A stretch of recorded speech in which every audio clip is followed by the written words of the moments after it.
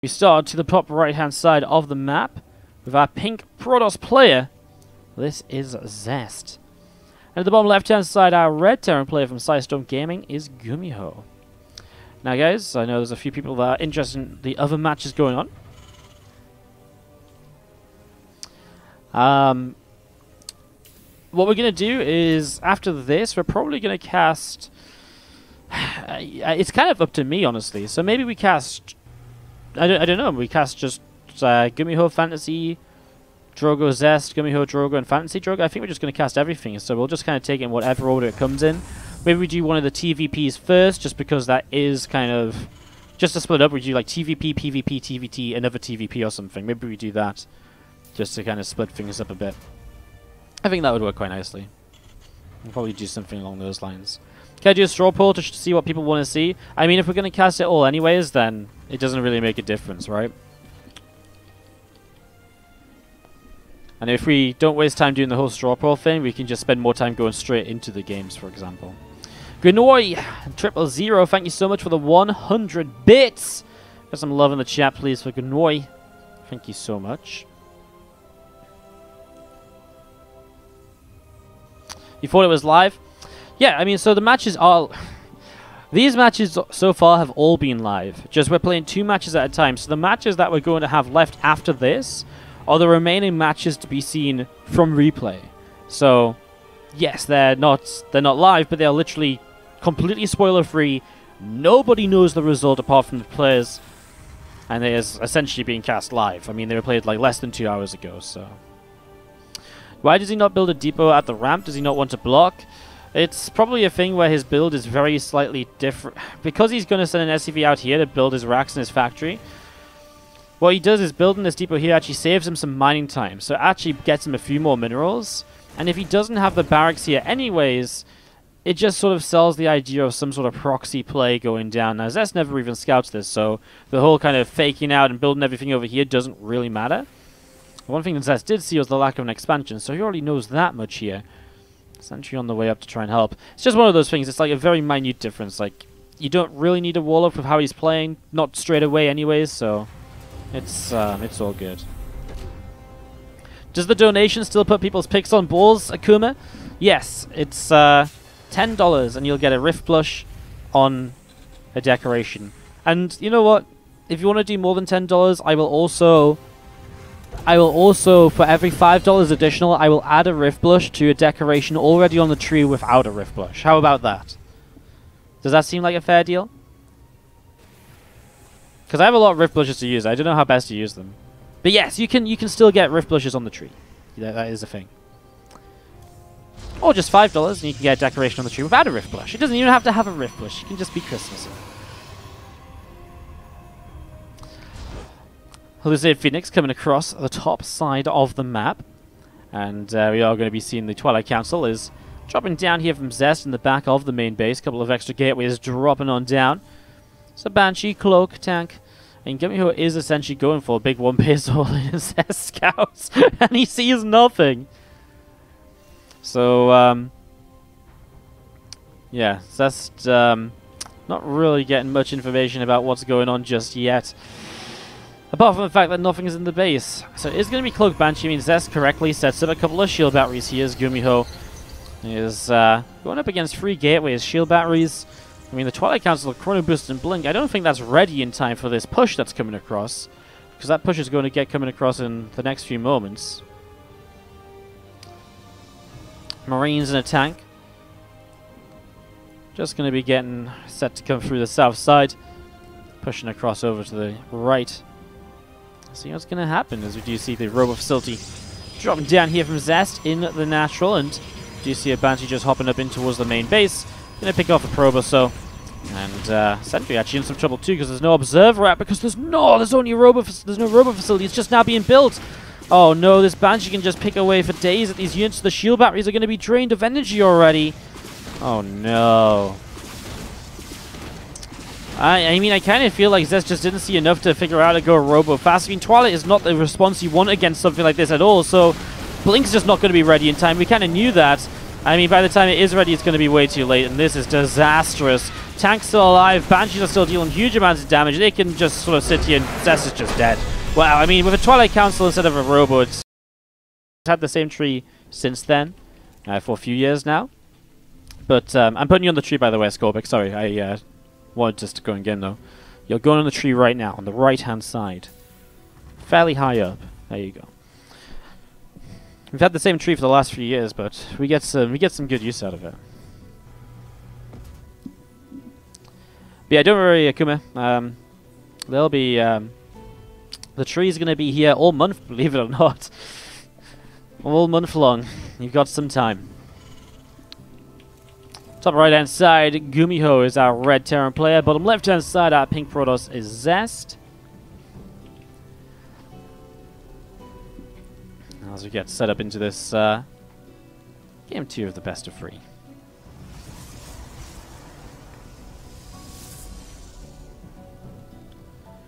I'm actually a little bit worried how many decorations we already have on the tree. I actually think we might have to get a second tree. Or people are going to have to start sharing their decorations. Ay. Getting this going, Cybernetics core from Zest, going up in the main base, and, well, GuMiho trying to play a bit of a mind game here again, so if Zest even gets up the ramp, he might be like, well, where is everything? He's hiding his barracks and the factory at the back, and it is double gas as well, so it is still, like, looking to be a more aggressive opening here from GuMiho, not really looking to expand super quickly or anything along those lines, as we see this depot coming down on the ramp.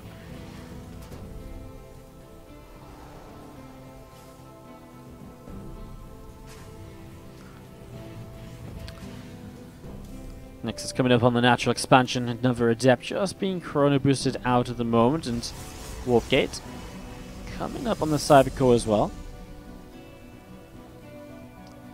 Again, probes wandering around here. GuMiho going to be getting back with this Marine, just hiding away towards the upper right side, and again, Sentry is on the way out, so from Zest, I mean, he's about to find out once again for the first time that there is not an expansion. Marine comes down, so he knows the Marine is here, so he knows the barracks is in the base. He just doesn't know if there's some sort of expansion, just hidden away to try and play mind games, or what. So Zest's going to try and stick around, find out what he can. I would imagine this time you have to go Robo, right? Like, Robo is just the be-all and end-all in terms of holding things off. I like the 2 extra gates first, but I think you need a Robo facility. I think you just need a Robo. We'll see. We'll see how Zest tries to approach this, and we'll see if he doesn't go Robo, if he is able to kind of hold on here or so. There it is, Robo coming down. It's just such a better choice, considering the situation, considering how things are going. Meanwhile, Raven from GuMiho coming up in the main, so he is expanding this time around GuMiho. He probably will still have a bit of an attack setting up with this Raven tank, the Marine count. But, again, looking to have an expansion behind this. Not looking to be as all-in as he was last time around. You see the hallucination from Zest will get the full scout. Will he be able to stick around long enough to see the Raven? Because that would still be nice information. Hallucination gets pushed away just a little bit.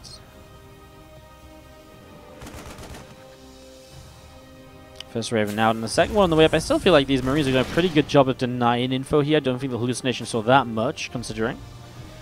As you do see the Marines, the tank, all of this coming down to the low ground. I'm gonna get ready to go. Stalkers of Zest coming out into the center.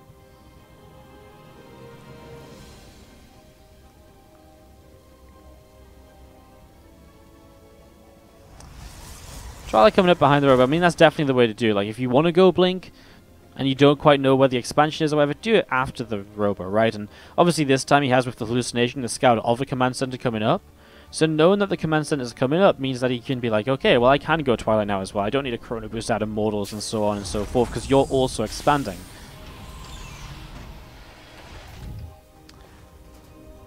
Zest up by 15 workers here as he's down in the series.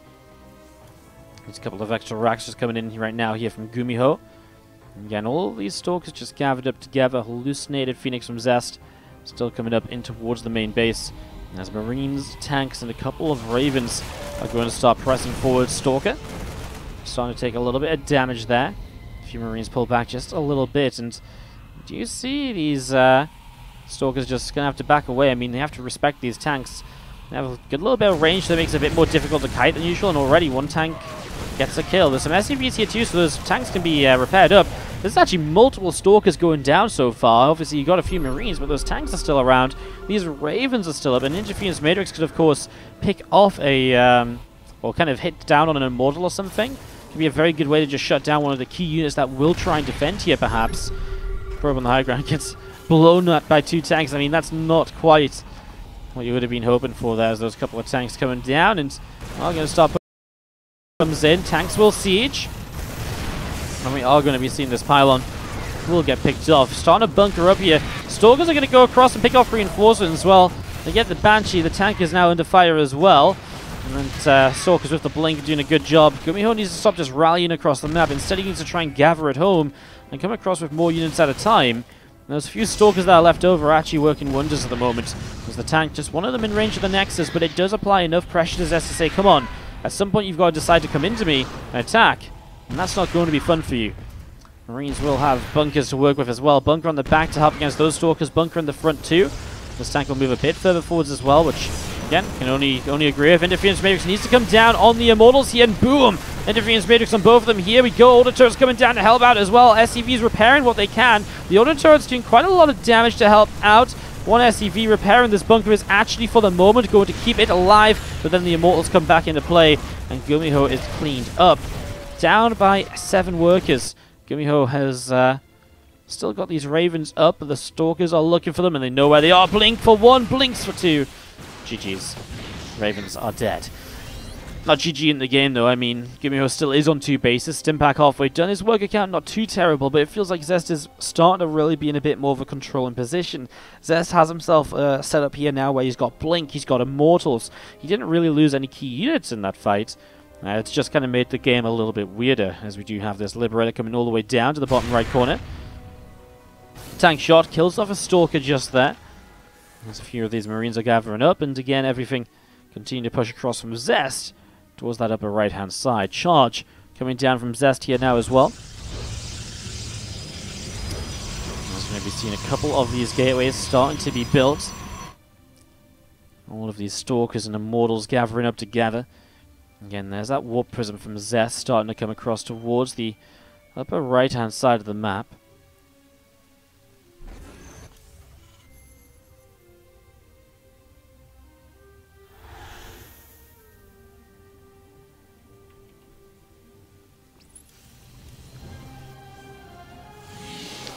Focus here on the Charge. That's going to be the next choice from the Twilight Council.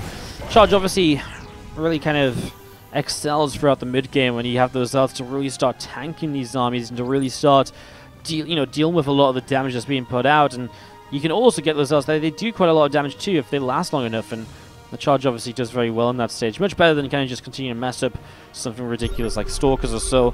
It just doesn't work so well unless you have like Disruptors to kind of push units away from Stalkers. Problem is, Stalkers are just so easy to deal with by Marauders. We see those 2 Immortals drop down, and boom, 2 tanks taken down. Not quite for free. I mean, yes, nothing died, but those Immortals did take a lot of health damage, beyond the shield, so they are, really in a bit of trouble there. As we have 8 more Zealots being warped in, and those 8 Zealots are going to be showing up to get some more done here in the near future. As Marines pushing forwards, Immortals lift up, and a couple of gateways dropping down to the right-hand side of the 3rd with a 4th Nexus also being thrown down at the front. There's a lot of Stalkers. I mean, from this point, you should just see more and more Zealots. I mean, the Stalker-Zealot mix works quite nicely as well, just in general. As you do see Liberator sieging up, and a lot of Stalkers being picked away at here at the moment. And again, Marines, tank out in the center, and just going to be seeing those couple of Immortals forced to lift back up. Immortal in the center of the map gets taken down as well. And we do see, again, Zest going up in towards the upper side with that Prism. Meanwhile, GuMiho continues down into the center of the map, so Zest just trying to cause as much of a distraction as he can. Obviously, the main goal for GuMiho is just to get pushing in to really put an end to this game right now. So, GuMiho on 2 bases, starting to be a bit do-or-die. I don't believe he's on 2 bases, and Zest gone up to a 4th base. It's kind of like just overly confident, I suppose, really. I'm going to see a little bit of damage there as tanks dropping down, and Immortals getting lifted back up. The Zealots start charging forwards.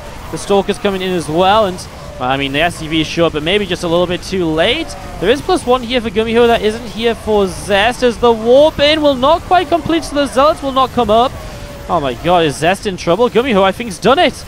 That warp in is actually critical, because with some extra Zealots here, it's insane how much of a difference it would make. But yeah, the 4th base may be a bit too greedy. The +1 for GuMiho helping a lot, and Zest has money in the bank that he can't spend at the moment. Wow. In the end, GuMiho looks as though he's going to 2-0 Zest here and pick up a quick win at the end of his fighting day. A couple of pylons going to get taken down. I mean, when you're losing your pylons, the main base is obviously in trouble. Probes will pull into. I mean, these units are so low. The Stalkers will try and blink for the siege tank. Zealots are charging in where they can. Some of them stuck in the back on the ramp. SCV hold position is messing with the AI. GuMiho 2-0 Zest.